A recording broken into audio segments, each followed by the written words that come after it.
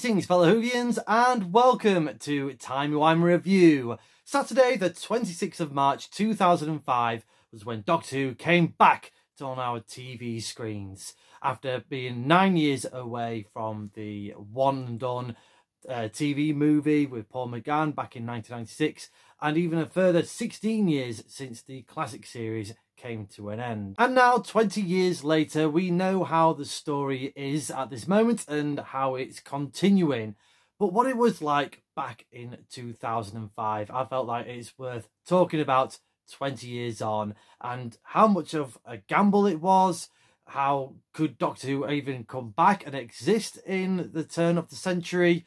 And really, yes, as Russell T Davies kind of mentioned in a recent interview, this was a last chance at the saloon. So it is definitely worth celebrating and talking about today. So hit the subscribe button, that'll really help out this channel, as I would like to call the making of a trip of a lifetime. This is going to be more like a whirlwind whistle-stop tour type of video, because there are lots of YouTubers out there already who have gone into far more in-depth videos, particularly I would say, for example, Clever Dick Films, who's done some fantastic in-depth documentaries of every Doctor Who era, so do check that out on YouTube. I just wanted to sort of go into sort of what was going on behind the scenes and kind of my retrospective look at sort of what I was thinking about when Doctor Who came back, because I wasn't really into the dirt sheets. If anything, it was only just news information, probably from CFAX rather than online, because I only had like old dial-up instead of like a full-on dial-up modem instead of broadband, obviously. And yeah, just that sort of general vibe of it just felt for me just like a calm before the storm, really, before it really exploded into the mainstream. So I thought I'd just have a little bit of talk about with that. So let's go back to the beginning then, when it was announced back in 2003, 2004, that Doctor Who will be making a return. Now at this point, Doctor Who was pretty much a thing of the past. And it's fair to say that it got ridiculed and kind of lost to time in all the sort of jokes about Doctor Who, with like wobbly sets and not very good effects and storylines and wooden acting and all that kind of rubbish, really. And it didn't also help that Michael Grade, when he made an appearance on Room 101, he put Doctor Who into Room 101. And I kind of take umbrage of his sort of Doctor Who anoraks, as he liked to call them, in sort of like these sort of nerdy type coats and NHS spectacles. You fast forward to now and that is not the case. But back then, pretty much British sci-fi was kind of, I wouldn't say dead, but it was definitely not at its super height that it was with Doctor Who and Blake Sevens of the 70s and 80s. I think the only thing that was, even Red Dwarf really at that point, was kind of coming to its end on BBC. So sci-fi and BBC was not hand in hand, unless you're an American import, because obviously on BBC Two throughout the 90s we had Star Trek The Next Generation, Deep Space Nine, Voyager, Buffy the Vampire Slayer. They was popular, huge hits for the BBC. Buffy the Vampire Slayer was even more popular in the UK than it was in its own native country of America. So there was an upswing really in terms of science fiction and fantasy that was coming. And I know the BBC wanted a slice of that. They tried it with a few sort of shows like Bugs. Does anyone remember Bugs? But they just, again, just kept falling into traps of, we want to do something sci-fi, but we don't know what to do, how to do sci-fi.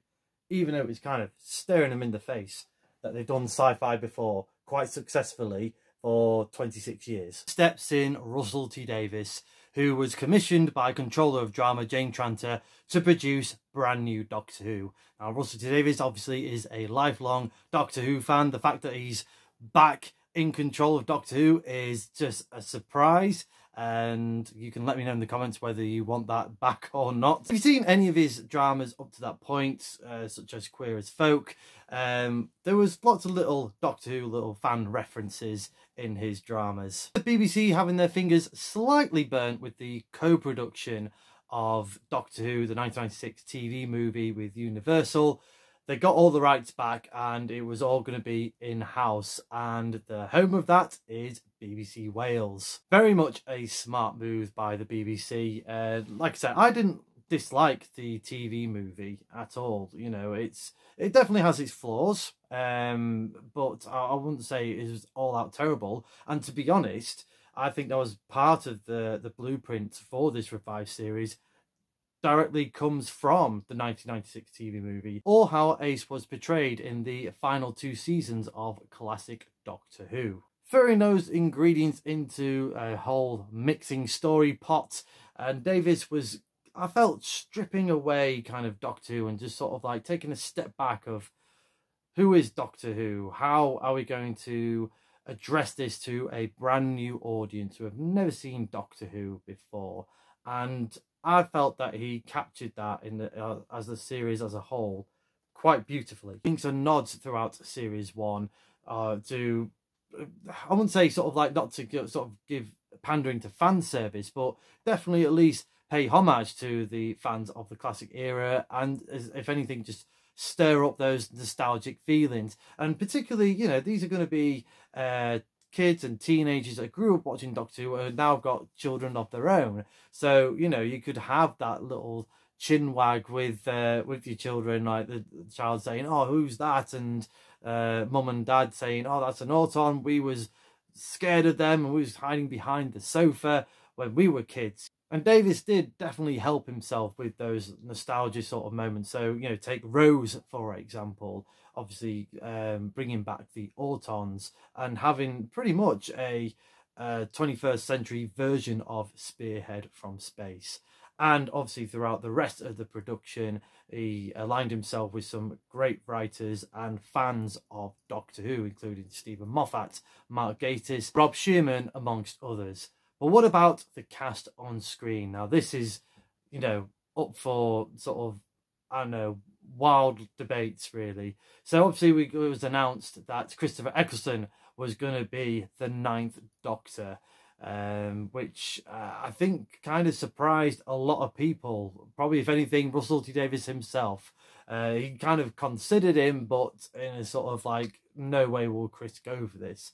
And thank God Christopher Eccleston did, because I think without him kickstarting this and taking it sort of seriously, but obviously had his own ideas and ideals of how to portray the Doctor.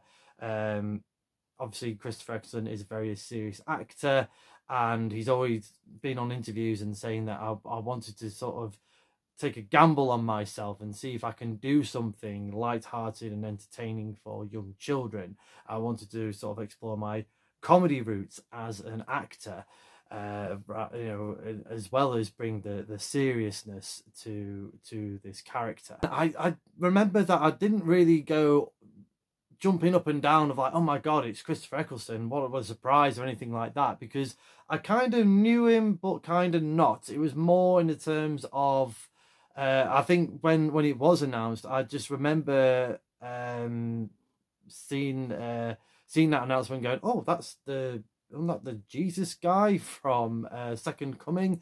I still haven't seen that dramatisation that was also written by Russell T Davies, but I just remember the trailer. It was just that really quite an impactful trailer as Christopher Eccleston in that drama. That and him being the villain in the Nick Cage movie Gone in 60 Seconds. I think it was a huge coup to get Christopher Eccleston as the 9th Doctor. Definitely for, obviously, for Russell T Davies to work and write and script episodes for, but also for the BBC to sort of really just lay down this flag of like, you know, we are going to take Doctor Who seriously. You know, as much as how much BBC, I would say, mistreated Doctor Who, particularly in the late 80s. This was a very much a, oh, you know, pay attention, because we have got our heart in this. You know, it's not going to be just a one and done, flash in the pan, like the sort of tribute Curse of Fatal Death, like they did in for Comic Relief back in 1999. Or even worse, when it was the, you know, not giving any sort of funding or any any sort of love for the 30th anniversary of Doctor Who with Dimensions in Time, or even in the 40th anniversary of Doctor Who, where there was little to no celebrations. UK TV Gold at that point was the one that was really waving the flag of celebrating 40 years of Doctor Who. BBC at that point didn't want to know. But the huge surprise was really who was going to be the companion, and step in Billie Piper. Now, hands up, who thought, oh my god, this was a terrible idea. What have we got? What is going on having this pop star being the companion for the Doctor? Be honest. I'm sure everyone felt very, very similar, and more fool us. RTD got it right. Again, in a recent interview for Radio Times, he pretty much kind of dubbed Billie as the secret weapon, the secret source for the success of Series 1 of Doctor Who. And yeah, you can totally agree with him. No one in a million years thought that Billie could pull off any drama like that. I do remember her seeing Billie in this kind of one-off TV drama, and I can't remember what it was. And if you remember it, my fellow Whovians, or anyone who's a fan of TV, let me know in the comments. I do remember it was this one-off sort of evening drama episode, and it had Dennis Waterman in it, and I think it was just like a one-off story. So that was the only sort of acting credibility that I did see from Billie Piper at the time. Rose Tyler being the focal point of Series 1 of Doctor Who. Basically, she is your audience's eyes and emotions, being transported to millions of galaxies into the future, into the past, and all the sort of human relevance that comes into that, the emotional baggage of disappearing and leaving your loved ones behind, being this average older teenager who goes to work, come home, eat chips, watch telly, and have a bit of banter with the boyfriend. And yeah, everything we saw basically Rose Tyler grow up in those first two series of Doctor Who, or even more so probably in Series 1 of Doctor Who. And big thanks to Billie Piper for absolutely nailing that role and knocking it out of the park. Now, obviously, you can argue you might not have liked all of the character traits that was Rose Tyler, but that should be separate to what Billie brought to the role. Her performance was outstanding. Now, I know in the years since, it's been heavily documented that Series 1 of Doctor Who was a very difficult production process for the cast, the crew, the production staff. There was a lot of tension on set because really they were just in the Wild West of no man's land. No one's really done the filming like they have done before on such a grand scale. No one's really had to deal with the sort of CGI effects and heavily effects of running a science fiction show, particularly in the BBC, and particularly with BBC money. I know that led to Christopher Eccleston's decision to leave the show after one series, and I'm not going to go into this whole sort of debate of what happened, because we honestly still don't know, and we probably won't know. And to be honest, that's between Chris and Russell T Davies, and I know Chris has been quite vocal on his opinions, and so has RTD, but in a sort of respectful, non-tit for tat for each other, you know, in a certain sort of degree. So I'm not going to lay into that in this video, because this is a celebratory video, and really, if anything, it should celebrate how well they managed to actually put anything together, because obviously at one point they were over budget, they were over time, and yeah, obviously it must have been very, very stressful, because like I said, they were the crash test dummies for this show. No one's, like I said, no one's really done this, and no one knows how to do it. So obviously there was a lot of trial and errors producing the first series of Doctor Who, but what we got on screen worked well, still holds up 20 years later. And really, it should have all fell apart. You know, if you hear sort of some of the rumours and what has been documented, yeah, this shouldn't have worked as well as it did. Add to that, at one point, it wasn't even sure that we was going to get the iconic Daleks back to Doctor Who, because obviously that is owned by the Terry Nation estate, and at one point they were not really going, they were quite reluctant to let the Daleks be involved in Doctor Who, because obviously the BBC didn't own that intellectual property or intellectual rights.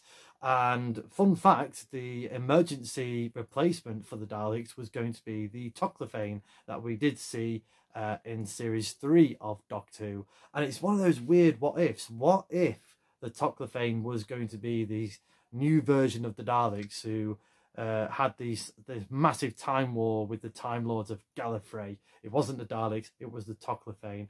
I don't know how well that would have held up. It would be fascinating and a big what if. Let me know in the comments, what do you think, my fellow Whovians? But I think if they did go down that road, let's say the Toclophane were the big villains, big baddies of series 1 of Doctor Who, I don't think the Daleks would not have disappeared forever. I think they would have easily come back in series 2 after seeing the success of the first series of Doctor Who. But I'm glad the Daleks did return for series 1, because that was the final sort of linchpin for this series. The Daleks definitely need to be back here. And again, it was a bit like sort of Christopher Eccleston, you know, Gone Away, we had the sort of question mark outfits and the sort of outlandish sort of outfits that kind of John Nathan Turner introduced in the 80s. Stripped back here, we've got the leather jacket, we've got the different coloured shirts, we've got a northern accent, hard-hitting, grittier, dirtier Doctor that's dealing with all the sort of PTSD of the Time War. And then equally we've got that with the Daleks, and particularly the episode Dalek. Now, I have reviewed that episode in full on which you can check out on the Time Wimey Review YouTube channel. But again, there's that sort of polar opposites of each other, and from a production standpoint, it basically sort of showed an audience that the Daleks can be menacing and threatening, and that was a massive help from Christopher Eccleston. He, again, every time he saw a Dalek, you saw in his eyes and his acting and performance that the Daleks are something to be scared and threatened by. Equally, the Daleks were just absolute arse kickers. That's the only way I can describe it. You know, the sucker plunger, which everyone would kind of joked about as this cheap prop. Nope, we can use that to break someone's face. You can go behind a Dalek. Nope, it turns its barrel round and it can exterminate you. And obviously we knew back in the classic era Doctor Who's Daleks can go up the stairs. Well, you got it in full flow in series 1, and how they can fly around and hover around and be an even more dominating, menacing creature. I remember an article in The Sun where there was talking about they must have had like a leaked scene or something like that. So it was the scene where Rose was kind of pitying the Dalek, and I just remember like this headline of like, boo-hoo Daleks, they're showing their emotions, but not saying like, oh, it's because it's a trick for that. As if like the Daleks were wussies or anything, something stupid like that typically came from The Sun. But again, even though it was still trying to get public ridicule before Doctor Who was on air, kind of as if we're going back 20 odd years when it was cancelled. Yeah, I think it's safe to say that series 1 laid those fears to rest. And yeah, I think it's safe to say that series 1 was a success. Rose, the first episode of Doctor Who, again 20 years ago to this day, was a huge success.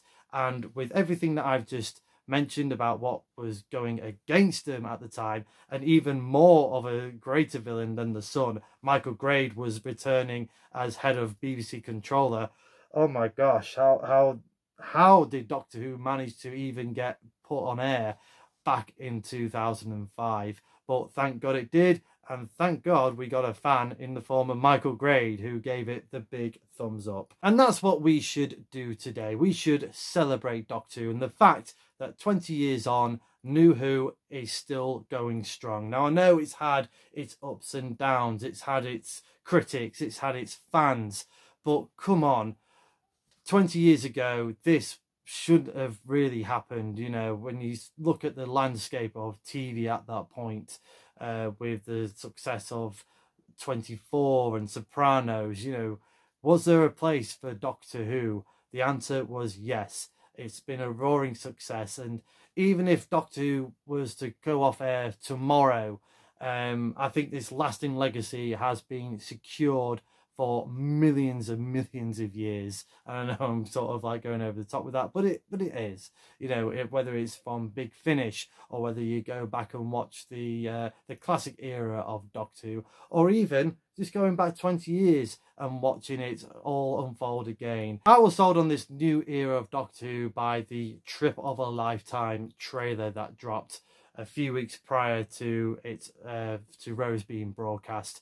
And yeah, it felt like Doctor Who, but it felt like Doctor Who for the 21st century. I was intrigued, I was hyped, I was ready to go. Against all odds, this truly was a trip of a lifetime, and it was fantastic. So let me know in the comments below your thoughts to 20 years ago when Doctor Who came back, or even just beyond 20 years ago when there was talks about Doctor Who coming back. What was your memories? What was your initial thoughts, your initial fears?